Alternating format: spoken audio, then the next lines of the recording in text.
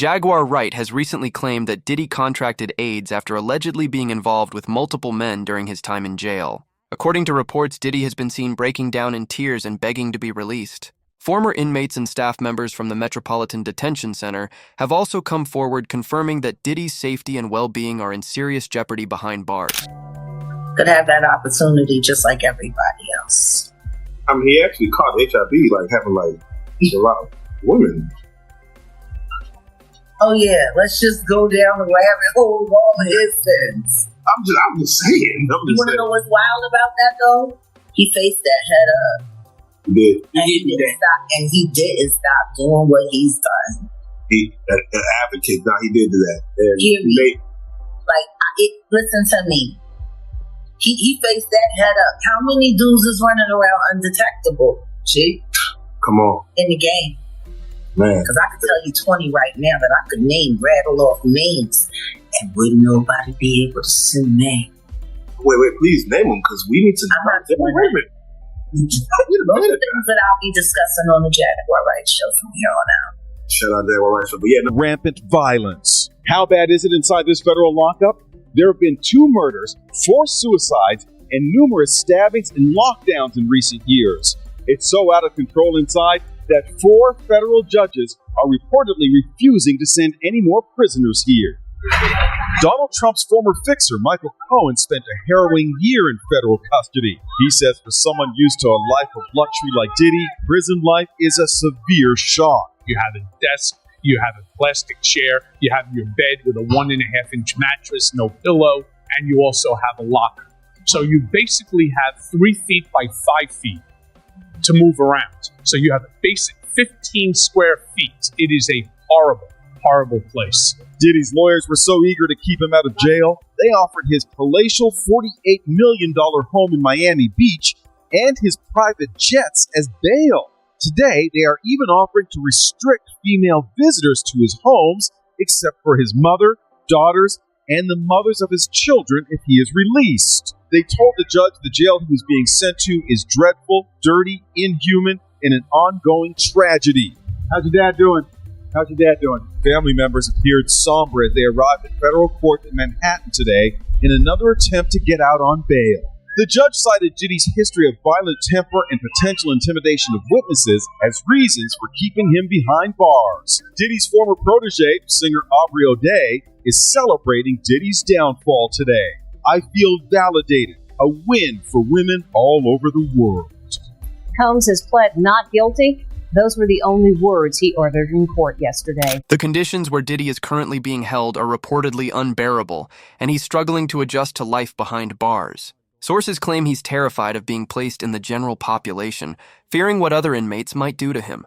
Even the warden has acknowledged that Diddy is likely to become a target. According to former MDC warden Cameron Lindsay, high-profile inmates like Diddy attract attention from those seeking to make a name for themselves and gain street credibility, meaning Diddy will remain a target no matter which prison he's transferred to. Combs isn't the only famous inmate to be housed there. We had Sam Bankman-Fried there, R. Kelly, Ghislaine Maxwell. They were all inmates there. Sean Combs is being kept away from the general inmate population. You say his fame makes him a target. Yeah, sure. And not necessarily at the MDC only. I mean, anywhere. Yes, in my humble estimation, his life, his safety is in jeopardy in any correctional lockup right now. If it is true, as reported, that he is housed in the special housing unit, it's important to note it's a special housing unit is a lockdown, 24-hour lockdown unit. The MDC Brooklyn is a high-rise. The vast majority of the floors are general population floors. But the special housing unit is a 24-hour lockdown facility. So this is for Mr. Combs' protection. His incredible worldwide celebrity combined with the allegations, the charges now, indictment, of course, of acts of violence against women make him a very attractive target. All right. They need to safeguard him. This is a man accustomed to the very finest. He was arrested at the Park Hyatt Hotel in New York City, known for its luxury suites and exceptional food and wine, where one-bedroom suites start at $3,000 a night. He was probably staying in something larger. What is life like for him now at the MDC? I would say 100% total culture shock. The MDC is, I've used the word austere a lot, but it is. It's austere, it's strict, it's impersonal, it's cold, and it is a very tough place to be detained.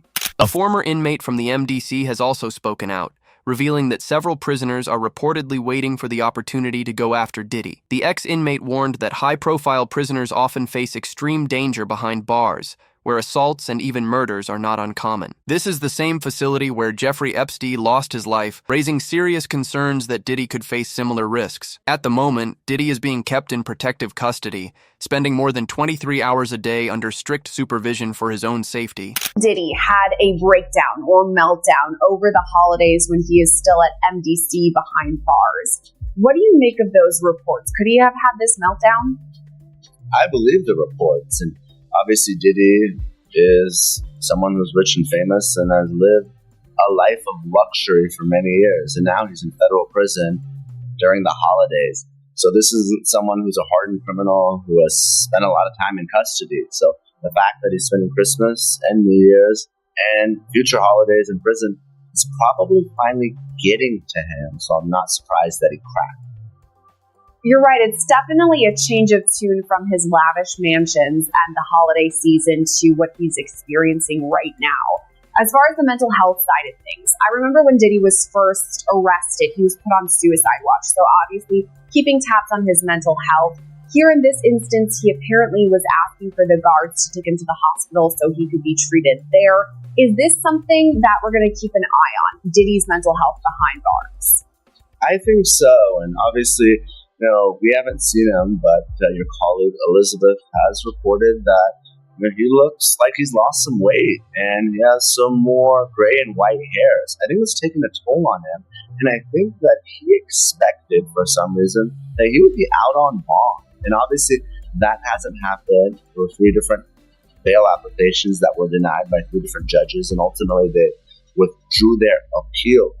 So now that it's hitting him that he's going to be in custody at least until May 2025, I think he's just having a tough time coming to terms with it. Because like you said, here's someone in multiple private jets, homes in New York, Miami, Los Angeles, and all of a sudden his only home is his prison cell, and he's not getting the Christmas dinner with his family that he had, and we all saw the video of him having to spend his birthday in prison as well. The Metropolitan Detention Center, where Diddy is currently being held, is known as one of the toughest facilities in the country, especially harsh for someone like him. Diddy isn't considered a hardened criminal, yet he's surrounded by some of the most dangerous inmates. Initially, he believed his stay would last only a week or 2, but after being denied bail 3 separate times, it now appears he'll remain behind bars for at least the next 5 months until his trial scheduled for May. There's no VIP section, there is no concierge, only conmen, killers, and kingpins. MDC is so bad, federal judges have questioned the harsh conditions for those here awaiting trial. So bad I was here 2 years ago during a cold spell, reporting on detainees with no heat, pounding on windows for help. There was even a congressional inquiry, but take the word of a former inmate I spoke with who goes by Esco. It's terrible. The food is terrible. Of course, the inmates are terrible. The guards are terrible. The conditions are terrible. It's just terrible. The inmates that you're surrounded around, just in general, a lot of them are brought up on pretty heavy federal indictments, right? So just in terms of the atmosphere there, it's just certainly one that no one wants to be in. Combs was placed in a special housing unit and on suicide watch, the standard protocol for high-profile celebrity detainees. The disgraced mogul was denied bail by 2 separate judges. His attorney, Mark Agnifilo, asked the court to transfer him to the federal detention section at the Essex County Jail, but the judge deferred to the Bureau of Prisons. Federal trial attorney Philip Hamilton says lockdown can mean a lot less time to prepare your defense. In terms of fighting their case, it just makes it all the more difficult, because now in terms of you being able to communicate with your attorney, you are at the realms of just what's going on with respect to the facility. Is it on lockdown? Is the facility letting visitors in? Detainees on suicide watch wear tear-away paper hospital-style garments and rubber shower shoes.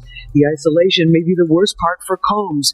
It's being done for his protection in the violence-prone facility. He will have no bunkie. He's probably not going to have any contact with any other inmates. So for him, it's going to be a little different than for a person like me, where I will go through process and intake, and then they'll assign me a cell, and I'll have a bunkie or a cellmate, and I'll be in population. Well, for him to be able to get out at this point, it just doesn't look good. So breaking news right now, Larry, I am just getting word. People Magazine says it's got a source on the inside that tells them that P. Diddy's on suicide watch tonight. Do your sources confer the same information? Are they saying it's possible? Hey, real quickly, all that commissary stuff, he's not getting any of that because people in the shoot have an abbreviated list. So he's out of luck. No mistake for him. Yeah, he is on suicide watch. This guy thought he would have went home. All of a sudden, he didn't get bond. Remember, the first night that he was there, he was like an overnight guest. When they pulled his bond hearing, now they checked him into the system, and reality has hit him. And I understand that he has a shrink coming by his cell to see him several times a day. And now there's talk about putting him in, it's like a bubble. It's like a cell that has like a plexiglass wall in it where they have inmates watching you. That's actually their job, to keep an eye on the inmates that are on suicide watch. Another error that I guess some warden told you this. There are sentenced inmates there. They're called cadre inmates. They don't have to be white-collar inmates, but they're doing maintenance on the building. And the problem, why there's a lot of violence there, they have housing units. And they're mixing bank robbers, drug dealers, rapists with white-collar people. And this is why Diddy, he can't go into a regular housing unit because somebody will take him out for sure. Somebody's going to get a lot of street credibility out of this. People that are doing substantial time that know they're never getting out. They'll just kill the guy. No questions asked. You think that they'd suck up to him because he's got a lot of money, and if he ever does get the commissary options, he would be able to help them. Some people do. I got to wrap it real quick. Okay. Some people do think that Diddy can help them, but this guy's going to be locked up forever. His case will probably take at least 3 years to litigate. He'll stay at MDC.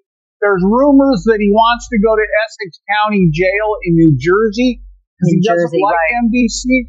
He's a marshal's inmate. There's no way they're going to transfer him back and forth, I don't know, several times a week with 6 marshals to do it. He's out of luck. Listen, I'm going to have you back. I have so many more questions for you, but we've had a lot of